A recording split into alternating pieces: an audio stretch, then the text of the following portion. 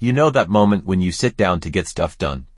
Laptop open, to-do list ready, big motivational energy. And then, bam, your brain decides now is the perfect time to think about that one awkward thing you said to a stranger 7 years ago. You were just trying to write one email. Now you're Googling can you actually die of embarrassment.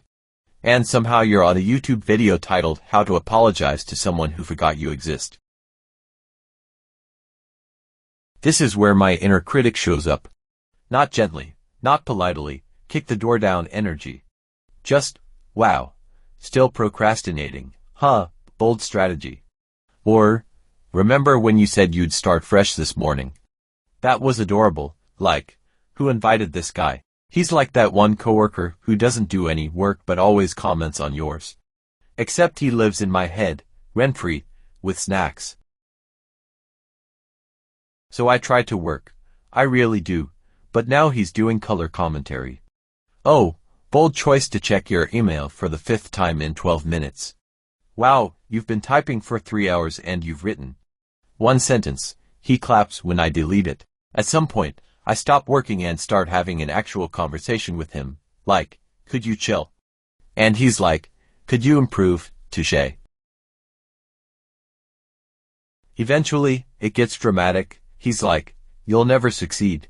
You peaked in 2016. I'm like, first of all, rude. Second of all, fair. Then he starts bringing props. Like pulling out a slideshow of every mistake I've ever made, complete with background music and transitions. The PowerPoint is called Reasons You Suck, a deep dive. One day, I snap. I was trying to decide what shirt to wear. And he goes, why bother? It's not like you're impressing anyone. And I just stared in the mirror like, okay, sir, you need to leave. You are no longer allowed to be the director of my mental movie. Here's the thing, that voice, it sounds like the truth.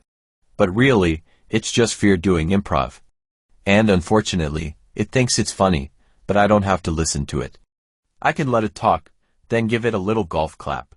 And do the thing anyway. Because yeah, I procrastinate, I overthink, I spiral.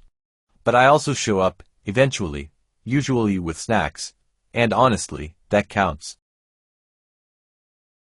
So if your inner critic is a jerk too, tell them thanks for the feedback, then unsubscribe to that voice. And go live your messy, beautiful, procrastination-filled life. You're doing great. Even if your brain thinks you peaked in 2016, spoiler alert, you didn't. What does your inner critic tell you? Why not drop that in the comments? Also, I tried to be mysterious in this video. Go ahead and check it out.